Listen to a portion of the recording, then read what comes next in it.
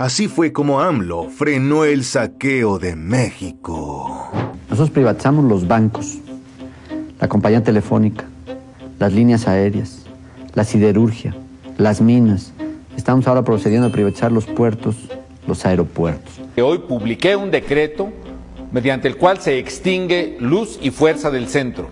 Se nos acabó el gran yacimiento que teníamos.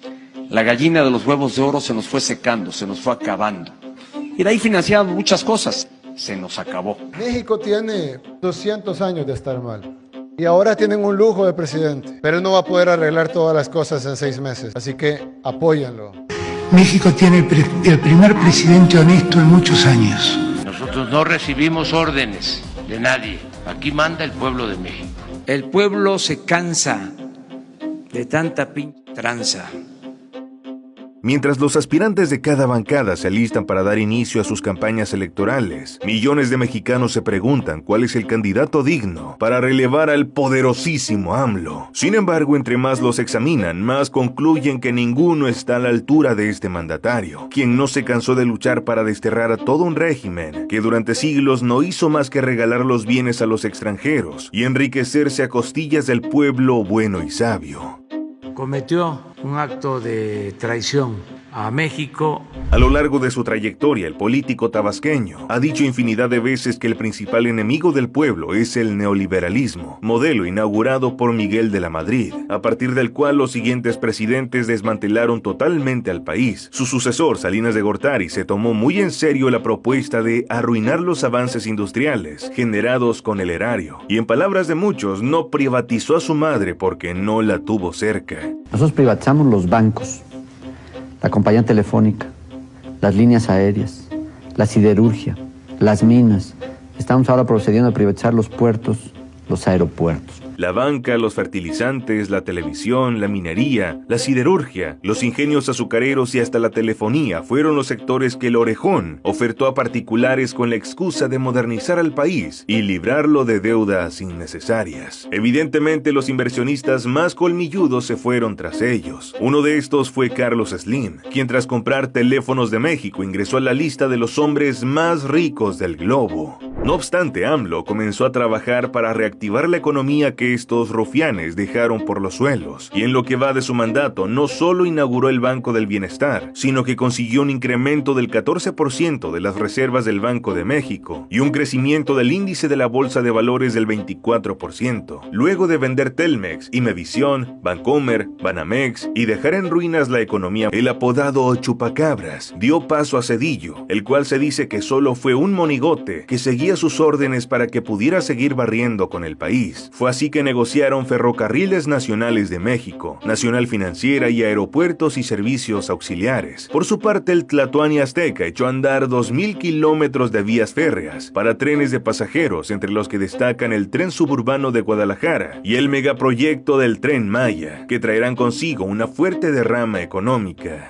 Que es un proyecto como para todos, como para pueblo y como para el mundo entero. Parecía que estos priistas querían dejar totalmente desprotegidos a los mexicanos, y mientras se excusaban que eran medidas para modernizar al territorio, más y más personas pasaban hambre en las calles. Como era de esperarse, el descontento de la gente permitió que otra facción entrara a hacerle el quite. Por desgracia, fue igual o peor que la rancia bancada tricolor. Prometer pensiones o apoyos a tercera edad es llevar a nuestro país y a nuestra economía a la quiebra. Durante su sexenio, el Chachalaca Mayor continuó sobre la línea iniciada por el PRI y se encargó de deshacerse de Mexicana de Aviación, Aeroméxico, Aseguradora Hidalgo y Puerto de México. En el caso de la minería, se concesionaron más de 30 millones de hectáreas a empresas extranjeras y la banca quedó en un 80% fuera de México. Por el contrario, el plan de austeridad que impide el enriquecimiento indebido y la evasión fiscal ha permitido que los mexicanos ahorren al menos 574,000 millones de pesos y se inviertan en obras, programas de bienestar, educación y trabajo.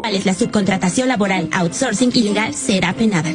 Prueba de ello son los apoyos a los adultos mayores, personas con capacidades diferentes y madres solteras, las becas en todos los niveles escolares o el aumento de salario, que pasó de 88 a más de 208 pesos en lo que va de su gobierno. Imaginar las personas que tienen que mantener una familia, pagar renta, ropa, gastos. Vivir con el salario mínimo está jodido. Pagarlo todavía más. Mientras Fox vendió las principales aerolíneas, el Tlatoani Azteca se ha encargado de modernizar las terminales de Tuxtla, Chetumal y Quintana Roo. Está por inaugurar el aeropuerto de Tulum e inauguró el tan discutido Felipe Ángeles, que al día de hoy traslada a millones de mexicanos. Controversial en México. Muchos dicen que es el mejor aeropuerto que han visto.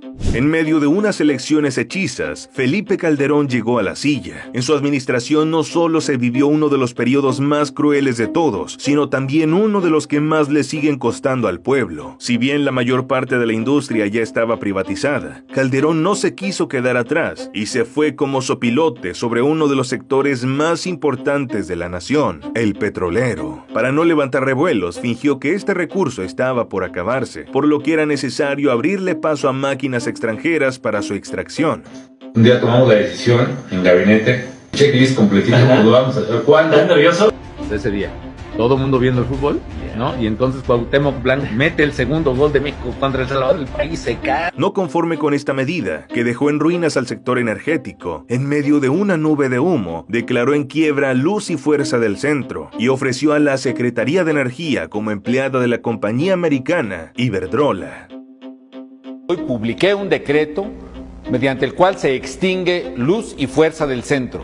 Para concluir su tan repudiado pacto por México, los conservadores impusieron a un presidente de telenovela, Enrique Peña Nieto, quien pese a la negativa del pueblo, aprobó junto a un burlón grupo de traidores a la patria la reforma energética que desarticuló por completo a las nacionales Pemex y CFE. Teresa Jiménez, del PAN, a favor de México. A favor, y lo mismo que el biólogo.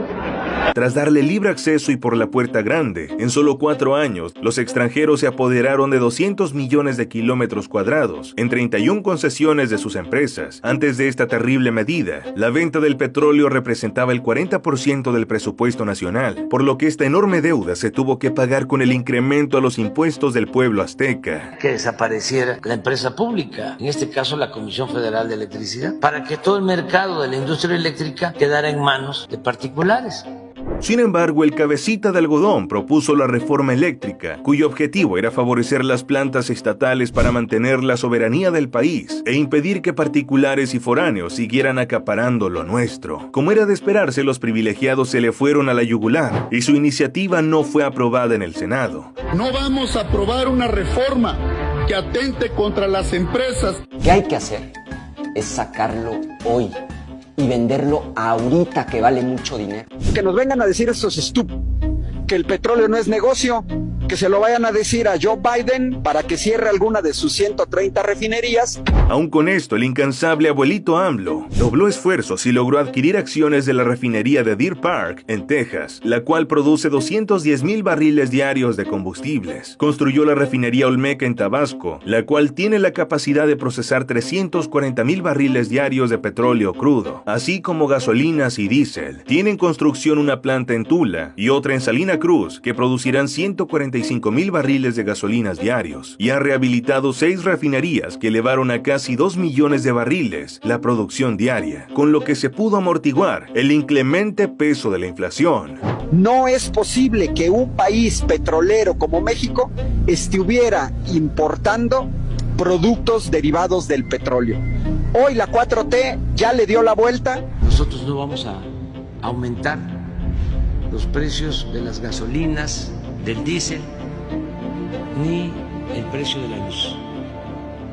Pero esto no fue fácil, pues el líder tricolor tuvo que combatir a la terrible oposición. Ya no hay pensiones millonarias para los expresidentes ni otros excesos. Se acabó el amiguismo y se sentaron las bases para el combate a la impunidad. Tal como él asegura, aún abundan los traidores a la patria, quienes en su supuesto de modernizar a México, quieren dejar la puerta abierta para que otros sigan aplastando al país, mientras ellos viven en el privilegio. Si bien aún queda mucho por hacer para resarcir el daño, las medidas de Andrés Manuel han logrado que el pueblo lo admire y lo considere un líder insustituible.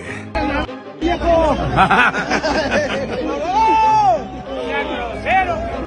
Pero, ¿tú qué piensas? ¿Crees que el Peje pasará a la historia como un héroe? Cuéntanos en los comentarios. No olvides seguir el canal y activar la campanita.